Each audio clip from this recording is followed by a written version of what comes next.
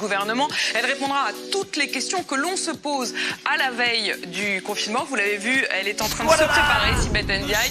Elle était dans son bureau, peut-être pas tout à fait consciente qu'elle était filmée comme vous avez pu le voir. Il n'y a toujours pas d'épidémie en France. C'est un premier point. Il va sans dire que nous n'entendons pas demander à un enseignant qui aujourd'hui ne travaille pas, compte tenu de la fermeture des écoles, de traverser la France entière pour aller récolter des fraises garrigues. Je suis bien consciente, et nous le sommes tous conscients, que nos concitoyens ne vivent pas tous les jours, tout le monde ne mange pas du homard tous les jours, bien souvent on mange plutôt des kebabs. Ah mais j'avais complètement oublié de te dire. Ferme ta gueule. Soit évidemment une forme d'impatience parce que malheureusement le contexte de l'incendie de Notre-Dame de Paris a conduit à ce que les annonces du président de la République et sa prise de parole soient repoussées. Il nous reste peu de temps à attendre puisque vous le savez il s'exprimera demain à 18h. C'est une conférence de presse, il aura donc l'occasion de répondre à l'intégralité de vos questions dans la limite d'un temps raisonnable mais évidemment il répondra à toutes vos questions et je ne doute pas que vous ne manquerez pas de lui poser les mêmes que celles que vous venez de me poser. Et vous savez quoi? Moi, je sais pas utiliser un masque. Je pourrais dire, je suis ministre, je me mets un masque. Mais en fait, je sais pas l'utiliser. Parce que l'utilisation d'un masque, ce sont des gestes techniques précis. Sinon, on se gratte le nez sous le masque. En fait, on a du virus sur les mains. Sinon, on a une utilisation qui n'est pas bonne et ça peut être même contre-productif. Le sang de leur mort, le Joe, le David et le Hoffman de ses morts! Non, les Français ne pourront pas acheter de masques dans les pharmacies parce que ce n'est pas nécessaire quand on n'est pas malade. On a un geste régulier parce que le truc est mal. Surtout quand vous portez des lunettes, parce que ça vous fait des trucs de la buée, donc vous essayez tant bien que mal de le remettre. Alors j'espère avoir eu les bons gestes en touchant. Excusez-moi, mais vous n'avez pas les bons gestes. Parce que le fait de croiser, ça sort latéralement, oui, donc ça perd son efficacité. Rien, sinon. Mais nous, on est tous pareils. On a tous de la buée, rassurez-vous, c'est pas spécifique. C'est la prise de roche, je me comprends bien. Merci.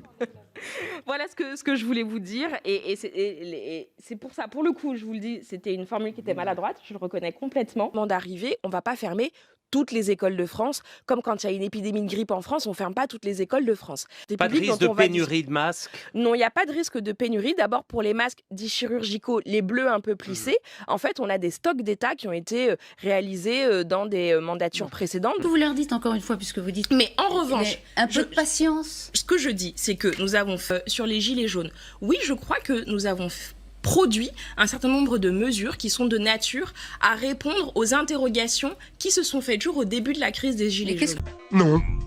Comme tous les jours, donc je serai de cœur avec tous les franciliens qui galèreront dans les couloirs du métro. C'est plus bas que terre, leur faire du mal, qui se mettent à pleurer, à ramper. Pénibilité, le président a dit que certaines tâches, ceux qui exercent des tâches difficiles pourraient partir plus tôt à la retraite. Est-ce qu'on va vers un assouplissement de l'âge pivot à 64 ans pour partir à taux plein sur des métiers pénibles? Mais nous avons déjà eu l'occasion de le dire, et c'était déjà dans le rapport Delevoye du mois de juillet. Évidemment, tout le monde ne partira pas au même âge à la retraite, à l'âge pivot, pour la bonne et simple raison que le principe même de la pénibilité, de la prise en compte de la pénibilité, c'est vous offrir la possibilité d'avoir une sorte de bonification pour partir plus tôt au nom de votre pénibilité au travail. Le rapport Delevoye dit justement qu'on pourrait partir 2 ans plus tôt que l'âge pivot, donc 62 ans, âge pivot à 62 ans pour certains métiers pénibles. Ça peut aller au-delà, ça peut être ça?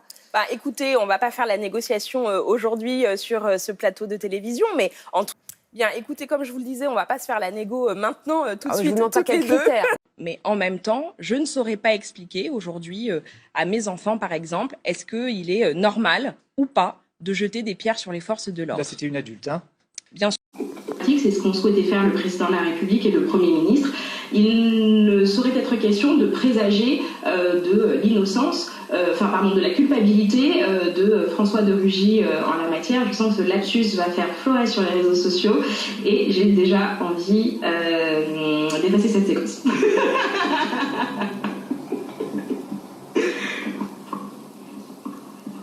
Néanmoins, si je peux me permettre, vous avez dit que cette démission lui permettait, je cite, de pouvoir se défendre. C'est quasiment un vocabulaire comme s'il était déjà, ou éventuellement...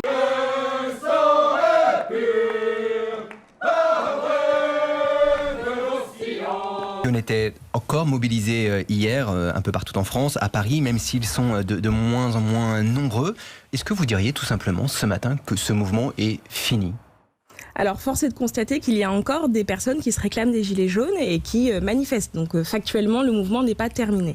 En revanche, ce que moi, je veux faire passer comme message à l'ensemble de ceux qui nous écoutent, c'est que, en réponse à cette crise, mais aussi dans le cadre de la deuxième étape du quinquennat que le président de la République a souhaité ouvrir, on a apporté de nombreuses réponses, notamment en matière de pouvoir d'achat. Et nous aurons, dans les semaines à venir, d'autres réponses encore qui pourront se déployer. Disait le président. Il n'y a plus de débouchés politiques à ce mouvement, disait le président.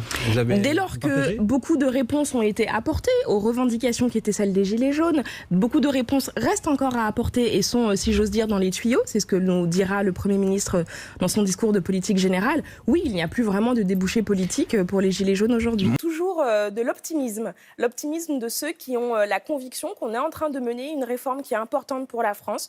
Une réforme de justice pour ceux qui sont ce que j'appellerais, moi, de manière presque provocatrice, les prolétaires d'aujourd'hui. Ceux qu'on ne regarde pas. C'est la femme de ménage qui s'est levée ce matin à 4h du matin, qui a galéré parce qu'elle n'avait pas de transport et qui, à la fin de sa carrière professionnelle, devra sans doute aller au-delà de 64 ans, peut-être 65, peut-être 66, peut-être 67.